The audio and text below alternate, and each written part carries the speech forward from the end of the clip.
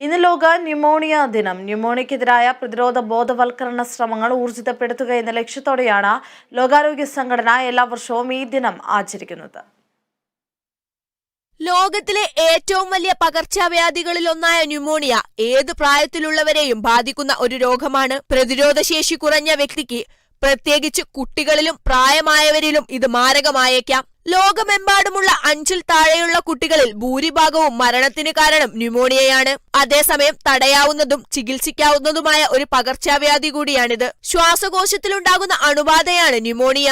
ബാക്ടീരിയകൾ, വൈറസുകൾ, ഫംഗസുകൾ തുടങ്ങിയ സൂക്ഷ്മജീവികളാണ് ന്യൂമോണിയയ്ക്ക് കാരണമാകുന്നത്. ന്യൂമോണിയ അണുബാധ തുമ്മുകയോ ചുമയ്ക്കുകയോ ചെയ്യുന്നതിലൂടെയോ അല്ലെങ്കിൽ ഏതെങ്കിലും വിധത്തിൽ രോഗബാധിതനായ വ്യക്തിയുമായി സമ്പർക്കം പുലർത്തുന്നതിലൂടെയോ വായുവിലൂടെയോ വഴി മറ്റൊരാളിലേക്ക് എളുപ്പത്തിൽ പകരാം. രോഗബാധിതനായ വ്യക്തി സ്പർശിക്കുന്ന പ്രതലങ്ങളുമായും വസ്തുക്കളുമായും സമ്പർക്കം പുലർത്തുന്നതിലൂടെയും ഒരാൾക്ക് ന്യൂമോണിയ ബാധിക്കാം. കഠിനമായ പനി, കടുത്ത ചുമ, തലവേദന, ഛർദി, വിശപ്പില്ലായ്മ, കഫത്തോടൊപ്പം രക്തം കലരുന്നത്, നെഞ്ചുവേദന എന്നിവയാണ് പ്രധാന രോഗലക്ഷണങ്ങൾ. മഴക്കാലം, മഞ്ഞുള്ള കാലാവസ്ഥ, പൊടി, പുക തുടങ്ങിയ അലർജികൾ, പുകവലി, ദീർഘനാളായുള്ള ജലദോഷം, മദ്യപാനം എന്നിവയെല്ലാം ന്യൂമോണിയയിലേക്ക് നയിക്കാം. രോഗപ്രതിരോധ ശേഷി വർദ്ധിപ്പിക്കലും ശുചിത്വവുമാണ് ന്യൂമോണിയ തടയുന്നതിനുള്ള മാർഗങ്ങൾ. കുട്ടികൾക്ക് വാക്സിനുകൾ കൃത്യമായി നൽകുക, പോഷക സമൃദ്ധവും വൃത്തിയുള്ളതുമായ ഭക്ഷണം ശീലമാക്കുക, വ്യക്തി ശുചിത്വവും പരിസര ശുചിത്വവും പാലിക്കുക, പൊടി, പുക തുടങ്ങിയ അലർജിക്ക് കാരണമാകുന്ന അന്തരീക്ഷം ഒഴിവാക്കുക,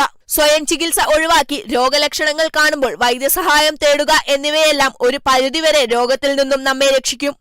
health desk, Kerala vision news.